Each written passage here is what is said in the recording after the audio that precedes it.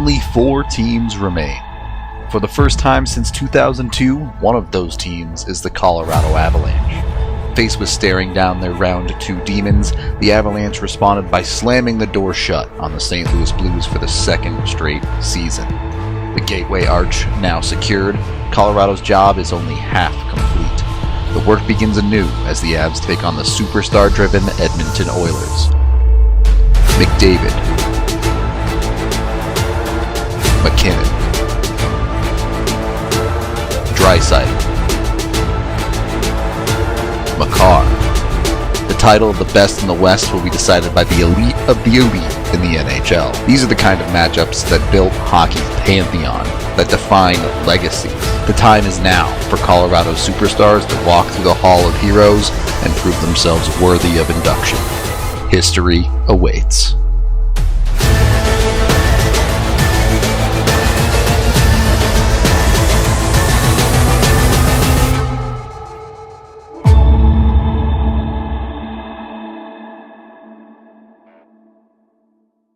Welcome into the DNVR Avalanche pregame show presented by DraftKings Sportsbook. Go on over to DraftKings Sportsbook. Get your amazing content and dollars earned well, at least if you follow Blais's bets. Also, go get yourself some sexy pizza. They got a bunch of amazing pies here. You can see a couple of them we got right here on the pregame show. There was 4. Oh, do you have a QR code on? Oh, yeah, just scan the QR code. There we go. We make it easy for you. You don't even have to work that hard to get yourself some. It won't take you to a crypto site. It's just pizza. They also have their philanthropies out there where some of the proceeds go to local businesses and local support to people that need it.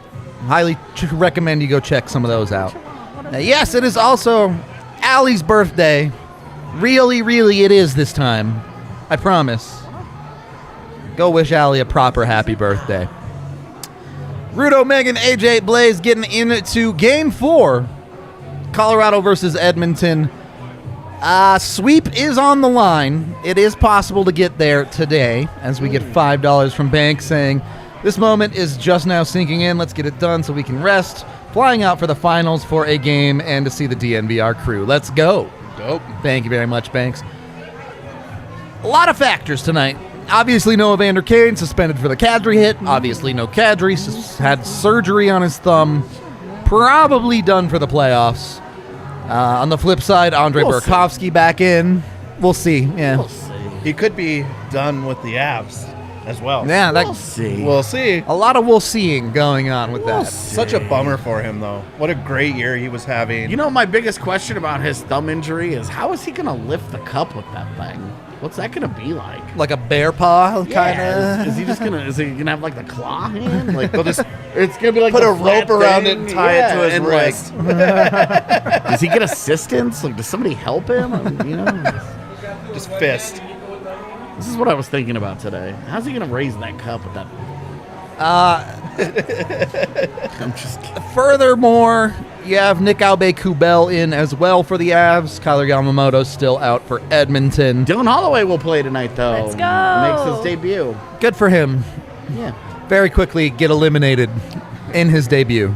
Really, really interesting how excited Oilers fans are to see him play. And Yeah. Like their fans are doing that, like, oh, he's gonna do the Change the series. yeah, exactly, and we're like, yeah, okay, but you never know, right?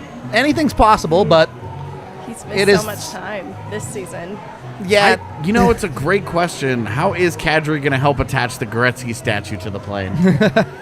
I saw Gretz having one last selfie Yep. with it today. He knows it's about to leave. Yeah, he knows it's on his way to my backyard. I'm real excited about that. Just building a little museum.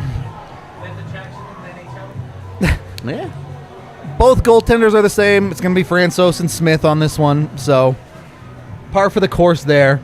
And we're going to see. We're going to see what the Avs exactly do here with no Nas.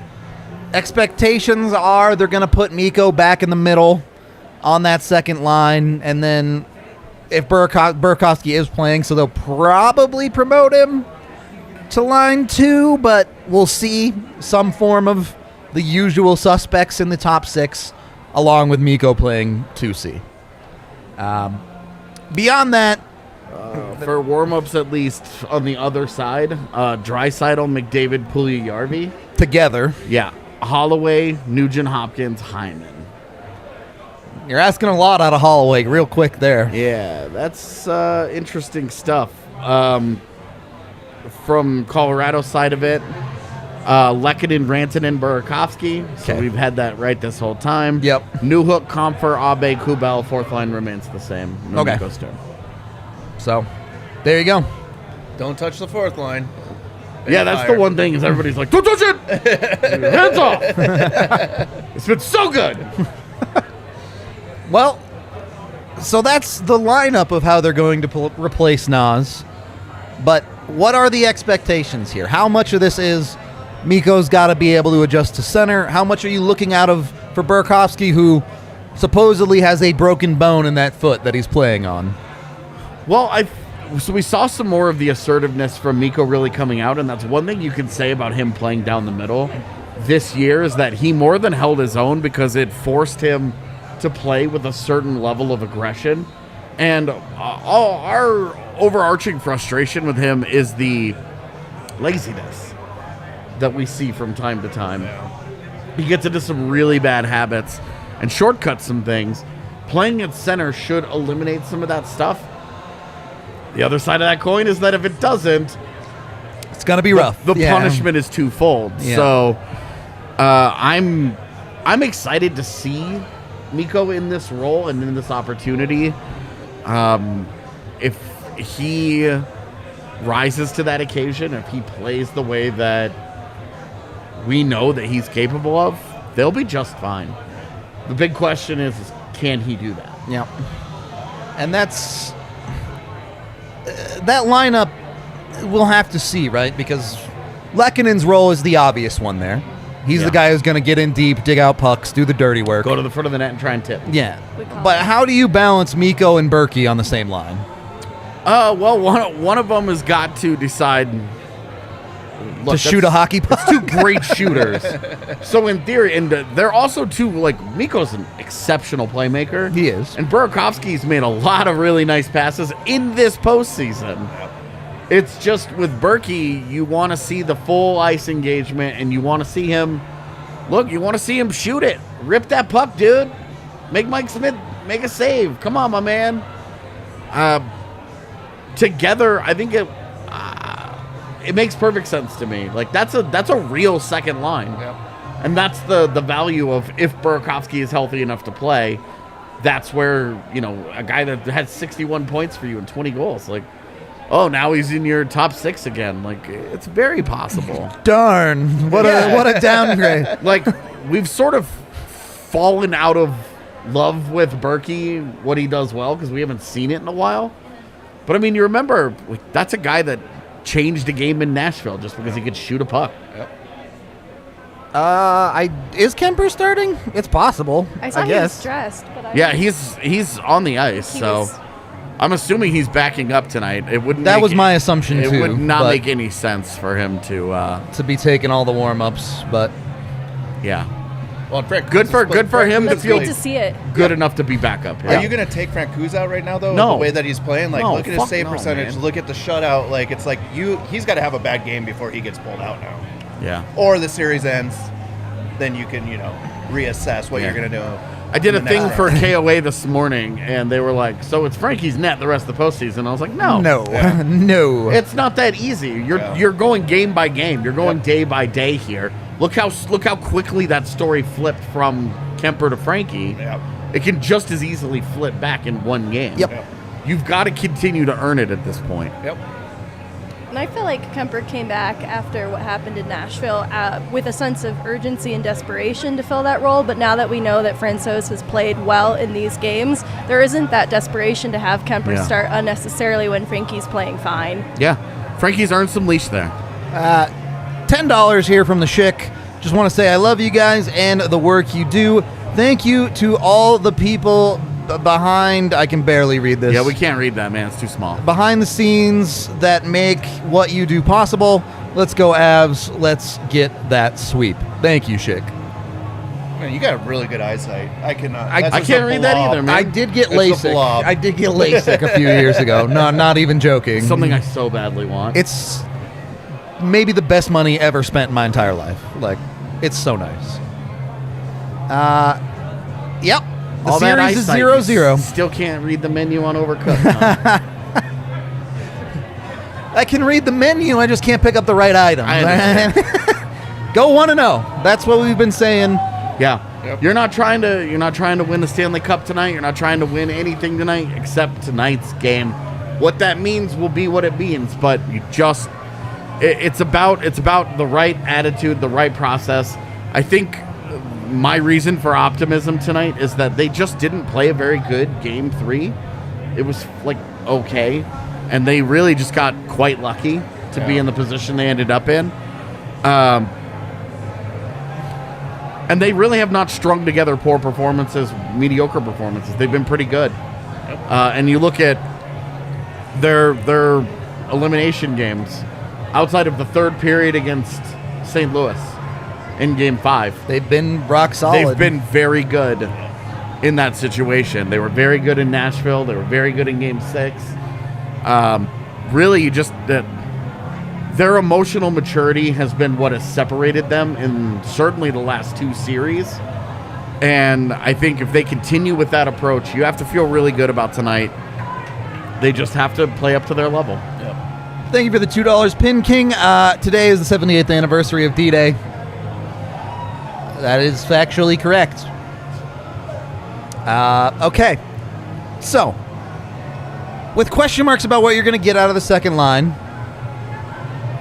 something that has rang true for pretty much the entire season for the Colorado Avalanche is a balanced offensive attack. When they're looking for a goal here, when they need a little something in a game, when maybe your bottom 6 isn't getting the job done, they get it from their defense. Is the expectation the same tonight? Do they need their defense to step up more than they've already have in the series? Because to be clear, Makar and Taves have been excellent against Connor McDavid. But what do you need out of it? You talked about process, and to me, it's almost formulaic how the Avs can win games at this point, thinking about it as a process, and some of that means expecting a little bit of offense coming from the D-core, and so I'm counting on that too. I'm not necessarily expecting them to elevate from what they've been giving in this series thus far. If they can just continue giving what they have, I think that's still enough to get it done, because that also counts in this formula that I'm referencing on the forward group also producing somewhere in those lines. I'm even expecting the fourth line to step up, because it's kind of a next man up, even though these lines aren't being completely dismantled with the absence of Kadri. I'm expecting the fourth line to see this as an opportunity to step up too, and so it's a team-wide effort. It's not solely on the D-core, but I see them contributing exactly as they have this point throughout the series. Well, and look, the fourth line has played extremely well against Edmonton so far, but a goal would be gigantic, right? They have the one goal from Cogliano in Game 1, which was a firehouse of goals everywhere. The game winner. Huh? Technically the game winner, sure. But at the time, it was 7-3. Cogliano gets the puck to Compher last game. And Compher has been great for the last 4 games, right? So you've gotten the third line production there. Right. When you get a goal from your fourth line, it just makes everyone's job that much easier, especially in a game like this one. Trying to get to 3. Yep.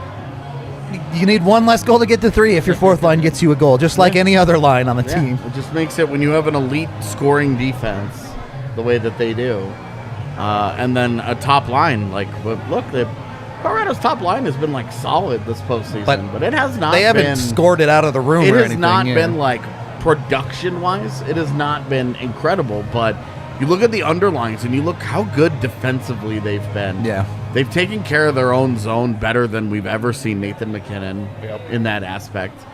And he's been great in that part of the game. And if that's coming at the cost of a little bit of offense on the other side, that's okay. Yep. Because they're still, that line should score every game. $10 from Jabby, currently 24 years old. I was 3 when they won their last cup. This is all right. Sorry, can't read the rest of your comment. Yaya said no. This is the most exciting time I've ever experienced. It is awesome, man. I mean, this is This is stuff the real that you deal. remember, yeah. Yep. For sure. $20 from Dave for Megan's boot collection. Cheers to all. Go Avs. Oh, boots are worn today. I actually did a switch at the last minute. No Miko socks, though, so we're good. So you're safe. We're safe. $5 from Chad. I was 13 last time we were in the Cup final. It's been a long time coming. Let's effing go. Yeah, still got to get there. Yep, not there yet. Been a lot of yet. hubris over the last 48 hours. So let's see. And look, we're even joking about it on this show, but Oh, of course. you got to get down to tax and do it. Yep. $7.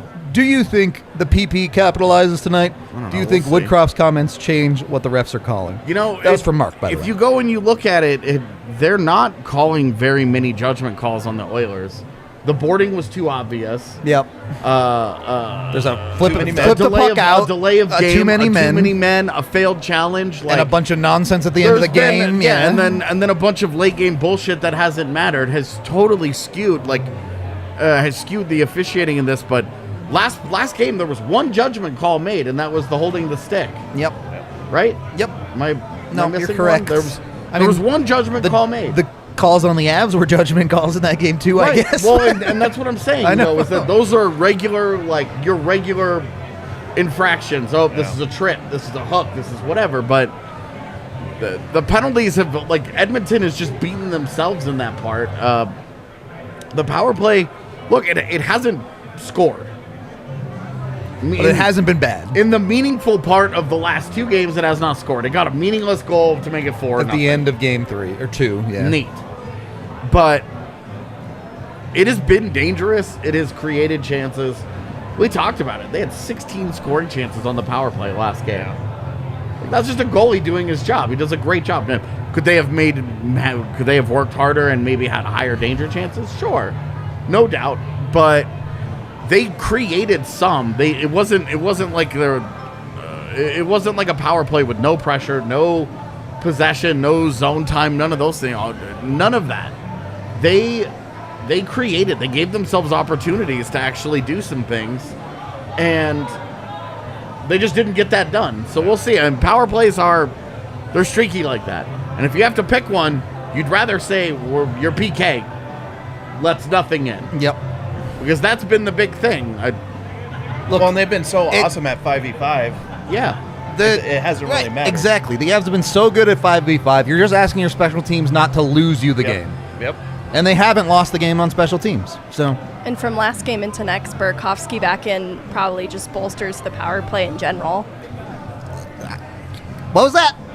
The music is loud. Oh, sorry. I thought I said something weird. No. Okay. No, you just said it quietly. Genuinely can't hear From you over last bar. game into the next, losing Kadri, bad, but you get Burakovsky back. That's just going to bolster the power play. Yeah, I will be curious to see how they want to run the units because they had gone back to that bumper play, which they love to do with Kadri. And they put Leckett in there. Yep. And they just watched him flub pucks. Not score. Yeah. And you're like, dude, this is a really high skill unit. It's hard to watch that guy stand in the middle. Airmail pucks from 5 feet away from the net. Yeah. It's tough. Both him and Nichushkin are there for a specific thing. It's not that. Yep. You want those guys butt in the goalie's face trying to tip pucks and then chasing him down for retrievals. You don't want that guy as your trigger man. You want a Burakovsky on a power play, a new hook on your second unit. Yeah. I would also say it's time for Bo Byram to score a goal up in here. Gosh, he's so close. He's been too good. He's so close. He's been too good. He's definitely We've got to due. be due for some Bo up in here. $5 from Larry, diehard fan for 18 years. Haven't seen this team go this far, and thinking about where we really are gives me goosebumps. Let's go, Avs. Thank you, Larry. Blais, give us some bets to go with these goosebumps. Yeah. So I'm really counting on the big guns to be the big guns in this game because it is a closeout game. So I think from both sides, what you're going to see is you've got to produce. Your stars got to be your stars in games like tonight, right? So I'm going. I'm feeling good about the Avs right now. So I'm going puck line 1.5 plus 160 with a Mac anytime goal. He's got to be big tonight if they're going to close out. And if they don't want to be closed out, McDavid has to show up in this game. Is this AJ and I were talking before the game, and there was somewhat of an agreement. Is this a night where the Avs might just have to outscore some of their problems? Yes. Okay. Bodes well for your McDavid bet, Yes. then, at least. Yeah. All right. We are somewhere in the vicinity of 10 minutes from puck drop, depending on what TNT wants to do with their lives. So, Apparently, they have Wayne Gretzky giving the pep talk. to the Oil Kings. Like, what's happening here? I don't know. Anyway, He's a legend. we're going to wrap this thing up. We are Statue going must be live on the fine. watch along in 5 to 10 minutes. Be sure to tune into Uh-oh. that. It's the birthday girl. Birthday girl, real birthday. Be sure to tune into the watch along if you want someone to watch the game with. We appreciate all of y'all. Or come down to the bar, and there's still time to get down here. Of course, watch along, and we'll be live post game no matter what happens in this one to break it all down for you. We love you. We will talk to you in just a bit. Let's go.